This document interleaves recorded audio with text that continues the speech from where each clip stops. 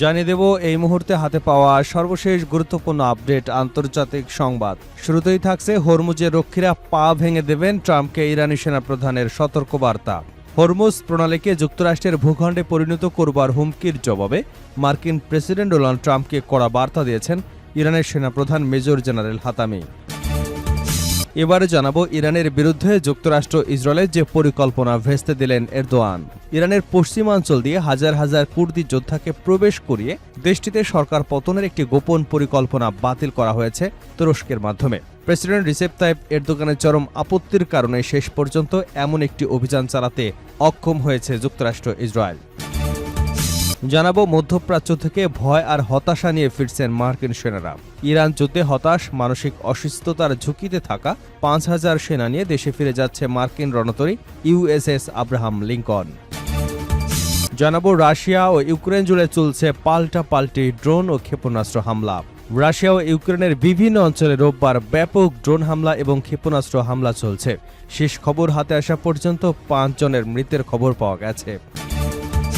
এবারে থাকছে লেবাননে কৌশলগত পাহাড়ে ইসরায়েলি হামলা। লেবাননের দক্ষিণাঞ্চলে আলিয়াল তাহের পাহাড়ে বিস্ফোরক নিক্ষেপ করে হামলা চালিয়েছে ইসরায়েলি সামরিক বাহিনী। রোববার লেবাননের রাষ্ট্রীয় বার্তা সংস্থা ন্যাশনাল নিউজ এজেন্সির বরাতে এ তথ্য জানিয়েছে আল জাজিরা। এবং সর্বশেষ জানাবো ইরানের উপর আরও কঠোর অর্থনৈতিক চাপ প্রয়োগের হুঁশিয়ারি ডোনাল্ড ট্রাম্পের। দেশটির বিরুদ্ধে আগামী সপ্তাহেই আগে কখনো দেখা যায়নি এমন ব্যবস্থা নেওয়া হতে পারে বলে জানিয়েছেন মার্কিন অর্থমন্ত্রী স্কট বেসেন্ট। খবরটি প্রকাশ করেছে লন্ডন ভিত্তিক আন্তর্জাতিক সংবাদ সংস্থা রয়টার্স।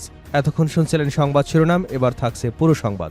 দর্শক, অনুরোধ থাকবে ভিডিওতে একটি লাইক দিন, কমেন্টস করে জানিয়ে দিন এই ভিডিওটি আপনি কোন জেলা থেকে দেখছেন এবং শুনছেন। ইরান, ইসরায়েল, ফিলিস্তিনি যুক্তরাষ্ট্র যুদ্ধে আপনি যদি মুসলিমদের সাপোর্ট করে থাকেন তাহলে চ্যানেলটি সাবস্ক্রাইব করে রাখুন। হরমুজের রক্ষীরা পা ভেঙে দেবেন ট্রাম্পকে ইরানি সেনাপ্রধানের হুঁশিয়ারি। হরমুজ প্রণালীকে যুক্তরাষ্ট্রের ভূখণ্ডে পরিণত করবার হুমকির জবাবে মার্কিন প্রেসিডেন্ট ডোনাল্ড ট্রাম্পকে কড়া বার্তা দিয়েছেন ইরানের সেনাপ্রধান মেজর জেনারেল আমির হাতামি। খবর আল জাজিরার। ইরানের রাষ্ট্রীয় সম্প্রচার মাধ্যম IRIBর তথ্য মতে ইরানের সেনাপ্রধান মেজর জেনারেল আমির হাতামি হরমুজ প্রণালী নিয়ে করা মন্তব্যের জন্য মার্কিন প্রেসিডেন্ট ডোনাল্ড ট্রাম্পের কড়া সমালোচনা করেছেন।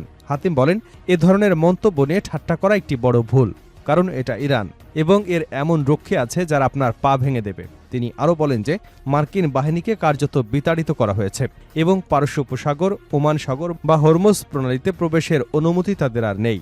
হাতামি আরও বলেন, মার্কিন ঘাঁটিগুলোকে তাদের আগের অবস্থায় ফিরতে দেওয়া হবে না এবং ইরান কখনোই তা হতে দেবে না। ট্রাম্প হুমকি দিয়েছিলেন যে তিনি প্রণালীটিকে মার্কিন ভূখণ্ডে পরিণত করবেন।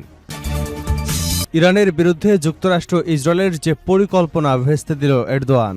ইরানের পশ্চিমাঞ্চল দিয়ে হাজার হাজার কুর্দি যোদ্ধাকে প্রবেশ করিয়ে দেশটিতে সরকার পতনের একটি গোপন পরিকল্পনা বাতিল করেছে যুক্তরাষ্ট্র ও ইসরায়েল। তুরস্কের প্রেসিডেন্ট রিসেপ তাইপ এরদোগানের চরম আপত্তির কারণে শেষ পর্যন্ত এই অভিযান চালানো সম্ভব হয়নি।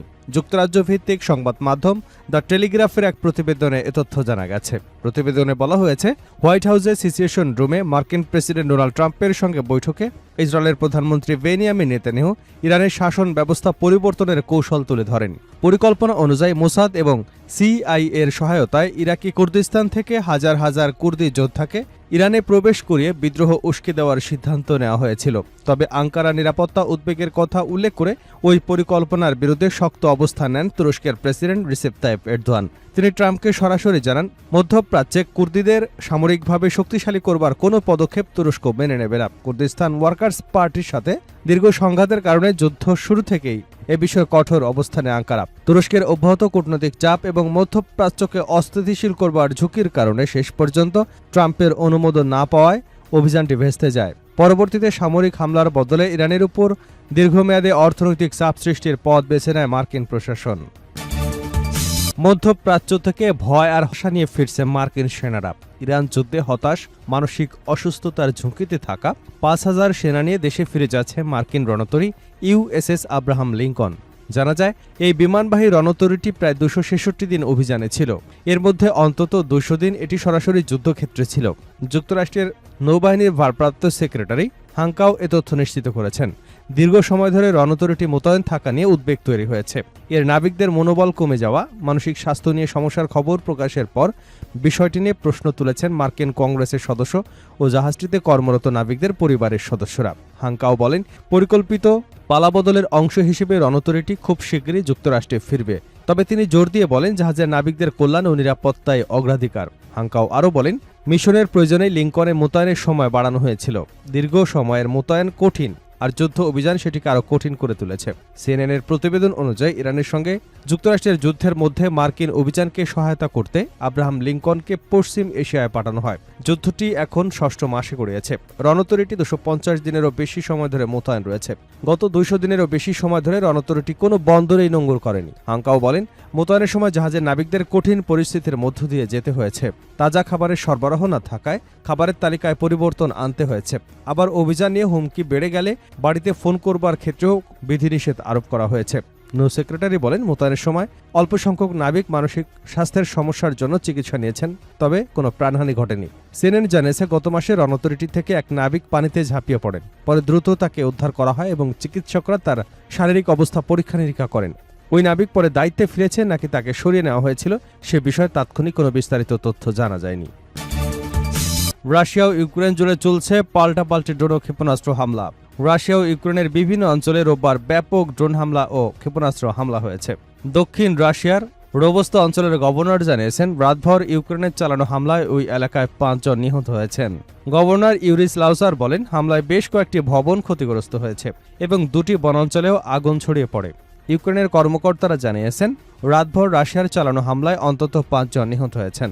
ইউক্রেন জানিয়েছে, তারা রাশিয়ার 3টি ক্ষেপণাস্ত্র এবং প্রায় 100টি ড্রোন ভূপাতিত করেছে। ইউক্রেনের রাজধানীতে বিমান হামলার সতর্কতা সকাল পর্যন্ত অব্যাহত ছিল। মস্কোর মেয়র জানিয়েছেন, রাতভর মস্কোতে ৬০০টি ইউক্রেনীয় ড্রোন হামলা হয়েছে। এই হামলাকে সাম্প্রতিক সময় চালানো সবচেয়ে বড় ড্রোন হামলা হিসেবে অভিহিত করেছে মস্কোর মেয়র।